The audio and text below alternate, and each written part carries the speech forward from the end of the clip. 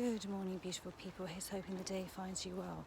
Now, they say that the way that you do anything is the way that you do everything. So when it comes to relationships, when you are thinking about how you behave or the decisions that you make or the actions that you take, would you say that you act the same way in a friendship or in a work relationship or in a romantic relationship or in a familiar relationship? Are there familiar patterns, or do you behave differently? And if you do behave differently, why do you behave differently? What are the circumstances that make you behave differently? What's the context of that behaviour? So, for example, you may have a romantic relationship where you find it very difficult to deal with conflict. Look at your relationship with your family. Do you have the same way of dealing with conflict with, say, your parents or your siblings? And how about your friendships? And what about at work?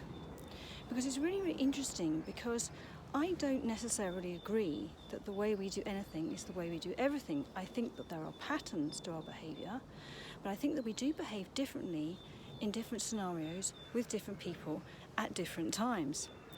This is why relationships are so complicated. But of course, the most important relationship that we have is with ourselves. And ultimately, it's about feeling good about yourself, about knowing what you want in a relationship in terms of your wants and your needs, and obviously expressing your feelings, but also knowing what your boundaries are, knowing what's right for you. And of course, a lot of this is not easy, because we have unconscious patterns of behaviour, and we have to become aware of how we're behaving and why we are behaving in a certain way before we can deal with it.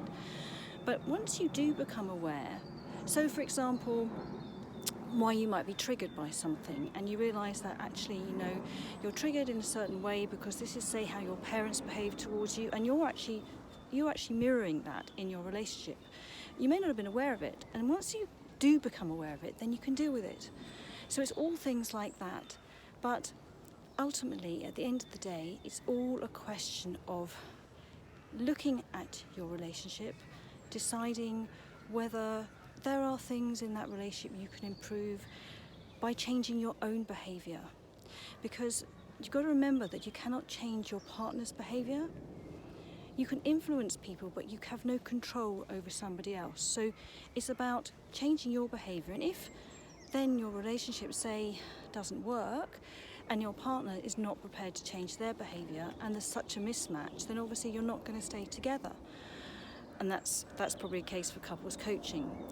But ultimately, it really is down to how you feel in your relationship about yourself, and how you project that onto relationships with other people. So, hope you find that helpful. Please share this video if you did, and like my page, and I am here to support you, and we'll be back again soon with another video. Bye for now.